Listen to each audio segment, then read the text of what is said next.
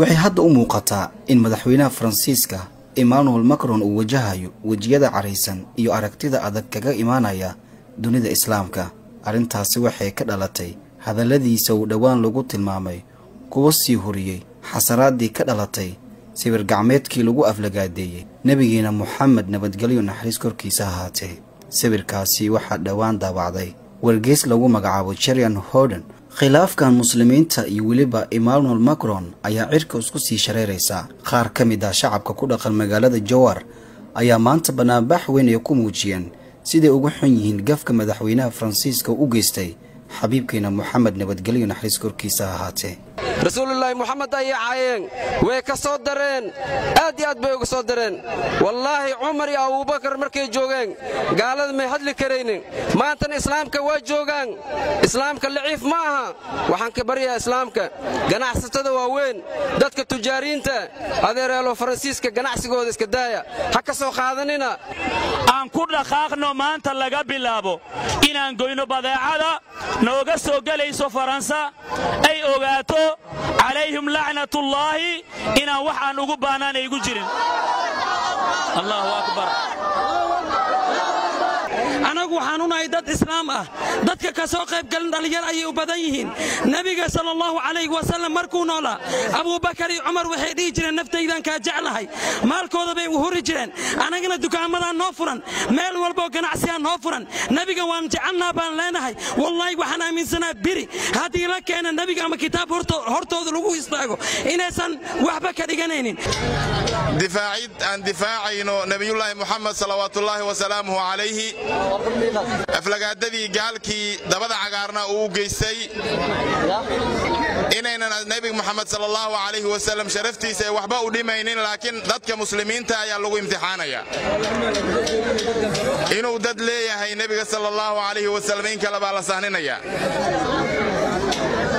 wala layaal Sheekh Ahmed wuxuu ka hadlay in xiriirka loo jaro Ilaahi subhanahu wa ta'ala hojinayo Ilaahi subhanahu wa ta'ala qabanayo Ilaah ba sharaf iskale rasuulka sharaf iskale la ilaha illa Allah Muhammadur Rasulullah la ilaha illa Allah Muhammadur Rasulullah halkan waa isgoyska kiiloomitir 4 ee magaalada Muqdisho waxa isugu soo baxay boqolaal bulshada ku dhaqan magaalada Muqdisho kuwaas oo ka dareen celinaya hadalkii foosha xumaa ee ka soo yeeray madaxweynaha waddanka Faransiiska Emmanuel Macron kaasi oo uu gafay nabigeena suuban naxariis iyo nabadgelyo korkiisa ha ahaatee iyo diinteena suuban ee Islaamka haddaba bulshadan ayaa waxa ay si qiiro leh ugu dareen celiyeen hadalkaasi ka soo yeeray Emmanuel Macron bulshada goobtan isugu timid ayaanu la hadalnay waxayna tilmaameen sida ay ugu xun yihiin hadalkaasi foosha xun ee ka soo yeeray madaxweyne Macron waxaan maanta u soo baxay waxay tahay inaan ku muujiyo aqligeyga awooddeeda aan nabi maxamed calayhi salaatu wasalaam inaan ku taagan u soo baxay gurigeygana aan uga soo baxay waxa taas aan u muujiyo waxay tahay nin gaal ah oo madaxweynaha Faransiiska ee nabigeyga aflagaadeeyay nabi maxamed وتاجرنا ونقول مننا الله أكبر. أنت مسلم أو جديد وحيوصبحين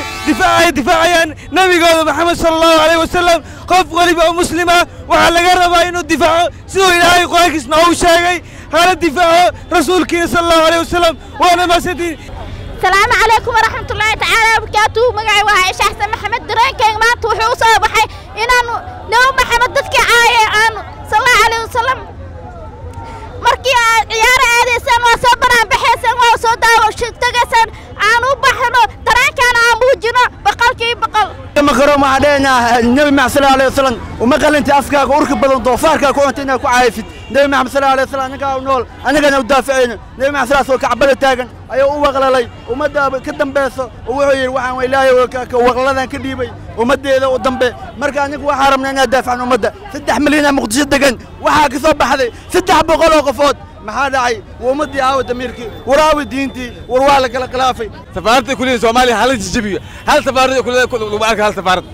safaarada kulliye dad ku arma jibayna dawladda waxaan u sheegaa safaarada kulliye Soomaaliya xiriir nagama dhaxay kuwaas nin nabiga wax ka sheegay xiriir nagama dhaxayo dawladda ma naqaan hal safaar Soomaaliya kulliye ma jibayna xidid nagama dhexayso Soomaaliya iinka marka hore waxaan sheegay ma aqaano oo nabi sallallahu alayhi wasallam oo loo gafay wax weyn oo aad u weyn weeye gaalka daalimka ah oo eyga ahna waxaan leeyahay min Allah min indillaahi fitna iyo ara ilaahay ha kugu dhacdo waxaan marka hore aan aad ula qiireysanahay shacabka yaraanta badan Soomaaliya aad bay u tiro badan tahay Muqdisho iyo inta yarta oo ka soo qayb gashay bananbaxaan nabi sallallahu alayhi wasallam lagu weyneynayo shaqo waliba aan leedahay nabi sallallahu alayhi wasallam waa inaad u soo hurtaa shaqo waliba nabi sallallahu alayhi wasallam iyo diinta loo hayo waa in loo soo faarujiyaa shaqadaada kale waxa loo baahan yahay in nabi sallallahu alayhi wasallam la weyneeyo waxa weeye ha kicin muslimiinta ilaahay ha laga boqo rasuulka ha la boqo culimadu maxay taanayadu culimada ma kacaan miya damiirkooda ma kicinayaan miya mise waa kuwii rasuulku uu sheegay salaada waa kaaga hormarayaan cilmiga waa kaaga hormarayaan antaasna ma dhaafsiisana aaw culimadii iyaga baxaqay culima ma jirinba culima jiro wallahi oo billahi tallahi culima ma jirto hawaaye haday jirto ka kici lahayn bas yaa hadlay anta yadi kaliya yaa ka dhidhiyay wax ka dhidhiyay ma jirto niman ka dhidhin anta yar oo maanta soo baxay oo gabdhaha oo wiilasha ardayda ayaa maanta ka dhidhiday gaalada ha jabto dhulka la gooyo korona Allah ku diro farasiiska la jabiyo farasiisku ha jabo ma korona ha dhaco sallallahu alayhi wasallam waxaan leeyahay gaalka afkiisa foosha xun ku taagay nabigeena Muhammad sallallahu alayhi wasallam ilaahay cudur la aqoon ha ku rido korona Allah ha ku rido cudur la aqoon aan ka bixino caafimaad loo waayo Allah ha ku rido ilaahay subhanahu wa ta'ala waxaan ka baryayaa gaalada iyo kuwa raacay iyo kuwa taageersan hadalka uu ninkaas yiri Allah subhanahu wa ta'ala dhulka la gooyo waxa u joognaa nabi Muhammad dartiisa waxa dheena farasiis dhulka la gooyo carabka magaceena nabigeena ku caay Allah ka jaro masiiba Allah u keeno muslimiinta waxa dhaxeena guryahooda ku jira soo baxaan ummadda Soomaaliyeed qabiilka waa u soo baxaan waxa dambiga waa u soo baxaan nabi Muhammad dartiisa waa inay guryaha uga soo baxaan farasiisna calad ilaahay ku dhacdo dhulka la gooyo ambaareenayna madaxweynaha Faransiiska oo suubanaan nabadgeliyo korkiisa aflagaaday waxaan ilaahay ugu baryeelaa masiibo degdeg ah Allah ku rido meel cirki dhulka u timaad Allah nafta Allah ka u siiyo haddaan Faransi joogi lahayn waan wax isku qarxin lahayn nasiib uma yeelan dawladda federaalka waxaan ka codsanayaa inay arrintan ambaarayso haddii kale madaxweynaha Faransiiska hadii la geeyay lahayn wax isku qarxin lahayn nabigeenu caay Allahu akbar